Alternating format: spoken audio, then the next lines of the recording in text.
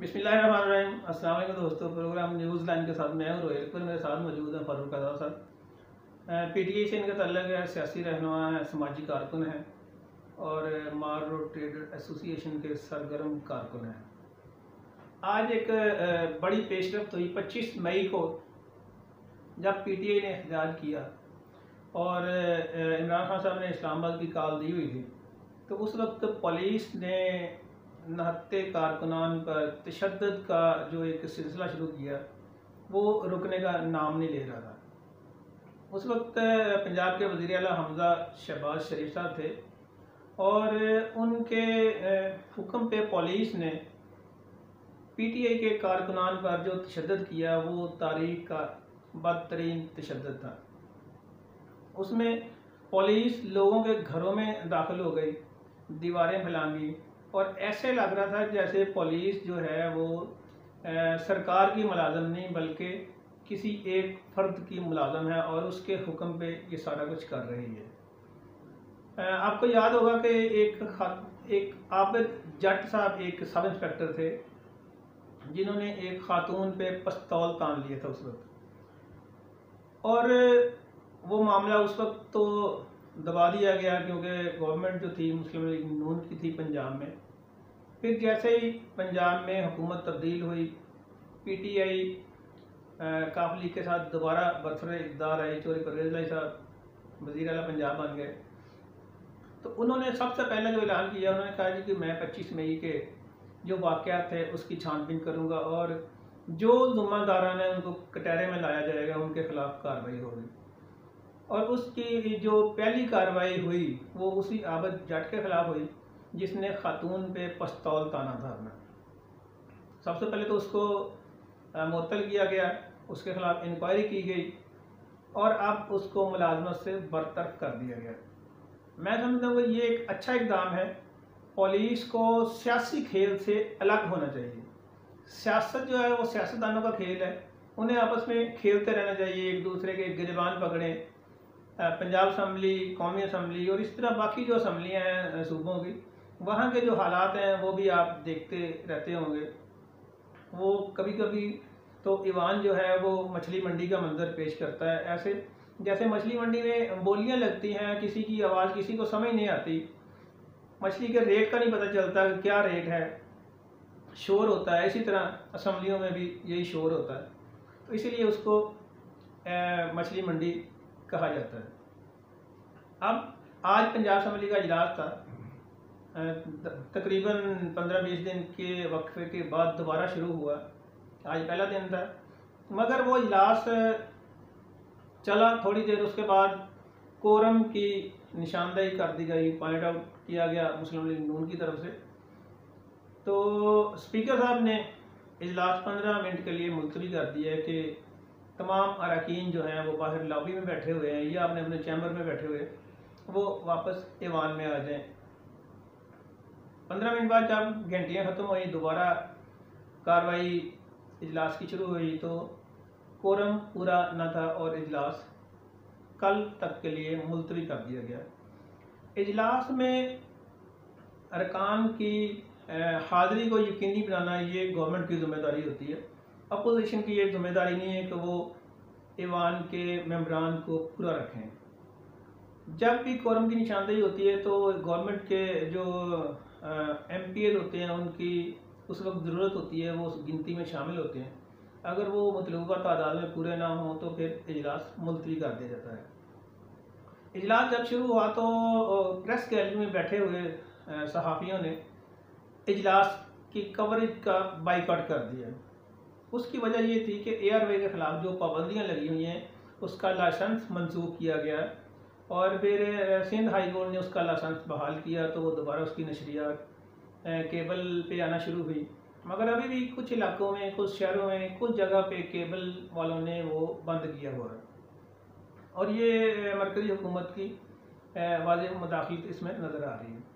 तो उस पर प्रेस गैलरी के जितने सहाफ़ी दोस्त थे उन्होंने उसका बाइकआउट किया। तो फैज़ल चौहान और उनके साथ एक और MP हुकूमती वो आए, उन्होंने मुतालबा सुने। उसके बाद फिर फैज़ल हसन चौहान ने असम्बली में एक करारदाद पेश की ज़ुबानी ARY की बंदिश की मजम्मत की और उसको बहाल करने का मुतालबा किया, जिस पर स्पीकर सब्तैन खान ने कहा कि ये ज़ुबानी करारदाद है, तो इससे बेहतर है कि इसको आप तहरीरी शक्ल में पेश करें। तो अब वो बात फिर मेरा ख्याल शायद कल या परसों पे चली जाएगी, वो दोबारा पेश की जाएगी। तो फारूक साहब, ये आज के बड़े अहम वाक़यात थे। एक तो आबद जट जो सब इंस्पेक्टर था उसको मुलाजमत से फारिग कर दिया गया, और दूसरा पंजाब असम्बली का जो इजलास है थोड़ी देर चलता है, चलने के बाद ख़त्म हो जाता है। हुकूमती अरकान जो हैं वो असम्बली इजलास में आना गवारा नहीं करते। एक इजलास का लाखों रुपए जो खर्चा है वो आवाम के जेबों से जाता है, आवाम का बजट जो है वो सारा डिस्टर्ब हो जाता है। पहले तो हम पुलिस वालों की बात कर लेते हैं कि 25 मई को पुलिस ने जो तशद्दुद की बदतरीन रवायत कायम की, तो ये पुलिस का काम नहीं है। पुलिस का काम है चोरों, डाकुओं, लुटेरों, ठगों और बदमाशों को पकड़ना। वो आज़ाद नहीं, वो असल में ना पुलिस को चाहिए कि वो अगर इस तरह की कोई ड्यूटी देनी है ना, तो वो फिर उनके आगे टाउट जो है वो जो उनके गुल्लू भट्ट हैं, जैसे उन्होंने वो शामिल किए थे, तो उन्हीं को कह दिया करें कि कर लें। तो मतलब फिर पुलिस को ज़रूरत नहीं है खुद अपना नाम बदनाम करे, वो गुल्लू भट्टों को ही आगे रखा करे। ये मैं एक बात कहूँगा कि ये तो ऐसे ही है कि जैसे हम ये लोगों ने जो पुलिस के कुछ अफसरान हैं, कुछ मुलाजिम हैं और कुछ उनके जो पालतू मुलाजिम हैं जो जिनको उन्होंने खुद अपने कई हुकूमतों ने अपने हाथों से भर्ती कराया हुआ है, तो वो कैसे उस हुकूमत के खिलाफ ये ओबे करते हैं ऑर्डर, और जब ऊपर से ऑर्डर मिलते हैं और बढ़के जो है वो वज़ीर दाखिला तक वो बढ़के लगा के कहते हैं कि मैं देखूंगा कि कैसे होगा, और फिर पुलिस वाले कहते हैं कि आप करें जो मर्जी, अब हमारी जिम्मेदारी है। तो फिर वो सानिया मॉडल टाउन जैसे वाक़यात जो है वो जन्म लेते हैं। और ये मैं समझता हूँ, अब क्या कहें पुलिस के मतलब, तो पुलिस हमारी महाफ़ज़ है और कई जगहों पे पुलिस ने बहुत अच्छे काम करती है। कई जगह पे वो अपनी जानों की नजराना देते हैं, डकैतों को पकड़ते हैं, उनके साथ मुकाबले करते हैं, लेकिन वो लोग बिल्कुल सेपरेट हैं। जो लोग ये काम करने वाले हैं वो सेपरेट हैं, और जो उनके पालतू हुकूमत के पालतू होते हैं वो बिल्कुल अलग एक लॉबी है, जिनको मतलब है ना उन्हीं दिनों में जब ऐसा कोई इकदाम करना हो तो उनको वहाँ पे पोस्टिंग उनकी की जाती है, ताकि ये जो है ना वो हुकूमत के जो है ना, मैं समझूंगा उन्होंने तो हुकूमत का एक वो सख्त सवाल करूँगा कि गले में एक वो डाला हुआ है और उसको जो है ना जहाँ से जंजीर मिलती है और जिस तरह इशारा किया जाता है। सही नहीं, ऐसा होना चाहिए। पुलिस एक खुद मुख्तार इदारा है जो अपने IG के मतहत काम करता है, इसलिए पुलिस को चाहिए कि वो इन धंधों से, इन मामला से, सियासत के इस खेल से अपने आप को दूर रखें। अवाम नहीं जाते, अवाम के साथ जुल्म होते हैं, ज्यादतियाँ होती हैं, अवाम नहीं जाते, थानों में नहीं जाते हैं सिलसिला। हालांकि कितना अच्छा निज़ाम, FIR लाजमी काटनी है, बड़ा कुछ। देखिए पुलिस का बहुत अच्छा निज़ाम, बहुत अच्छा सिस्टम हो गया। उन्होंने फ्रंट डेस्क बनाए हुए हैं जहाँ पे आप दरख्वास्त दें और आपकी दरख्वास्त पे कार्रवाई के बावजूद लोगों का भी एतमाद नहीं है। वो अवाम तो यही समझती है कि फाख्ता की मजबूरी, ये भी कह नहीं सकती कौन सांप रखता है उसके आशियाने में। जब किसी मामले की छानबीन होती है तो फिर पता लगता है कि या तो वो उसमें पुलिस मुलव्वस थी, तो या फिर पुलिस ने उसका केस का जो हुलिया ही बिगाड़ दिया है। तो मतलब अब अभी शायर थे हमारे पंजाबी के, पुलिस में चोर रखा ते की फायदा, मगरों करा टकोर ते की फायदा। मतलब अब ये है कि मतलब आप देखें यहाँ पे जो होता है, जो पुलिस के खिलाफ जाती हैं दरखास्तें या पुलिस के, तो वो बेचारे जो मुद्दई होते हैं उन्हें ही मार पड़ती है। सही अब मुझे बताएं कि कौन सी ये तो एक इकदाम जो किया परवेज़ इलाही साहब ने, ये तो एक सुनहरे अरफों में लिखा जाना चाहिए कि उन्होंने कुछ किया तो है। यहाँ पे तो सिर्फ ज़बानी तौर पर मुअत्तल होके इधर से 5 दिन के लिए मुअत्तल होते हैं और दोबारा फिर किसी और थाने में चले जाते हैं। तो मैं समझता हूँ परवेज़ इलाही साहब का ये अच्छा इक़दाम है, और अभी आने वाले दिनों में आपको मजीद नजर आएंगी पुलिस की ये सस्पेंशन है, ये नजर आएगी लोगों की। फैसिलिटीज बहुत दी हैं परवेज़ इलाही साहब जो है ना, वो तो परवेज़ इलाही साहब तो फराग दिली से वैसे ये सारे काम करते हैं। अब उनका सबसे जो अच्छा काम है, एक तो उन्होंने हॉस्पिटल में मेडिसिन फ्री कर दी है, इसके अलावा उन्होंने रेस्क्यू 1112 का दायरा कार बढ़ा दिया है, वो अब मार्केटों में भी उनके एक गाड़ी खड़ी होगी। इसके अलावा उन्होंने पहले मैट्रिक तक तालीम की थी, अब ग्रेजुएशन, बहुत आला इक़दाम, अब BA तक उन्होंने जो है वो तालीम बिल्कुल फ्री कर दी है। मैं समझता हूँ तालीम की कमी की वजह से ये सारी हालत है। बिल्कुल तालीम आम होगी तो हम लोग देखिए जी, मैं आपको बताऊँ तालीम और कानून, जब तक ये समझ, मैं आपको एक मतलब ड्राइविंग का कानून बताता हूँ कि आपसे कोई भी ऑफिसर जो है ना वो लाइसेंस, ड्राइविंग लाइसेंस जो है वो तलब कर सकता है, आप उसको दिखा सकते हैं। वो ऑफिसर कोई भी हो वो उसको अपने हाथ में नहीं पकड़ सकता। अब ये कानून कितने लोगों को पता है? इदराक ही नहीं लोगों को अपना।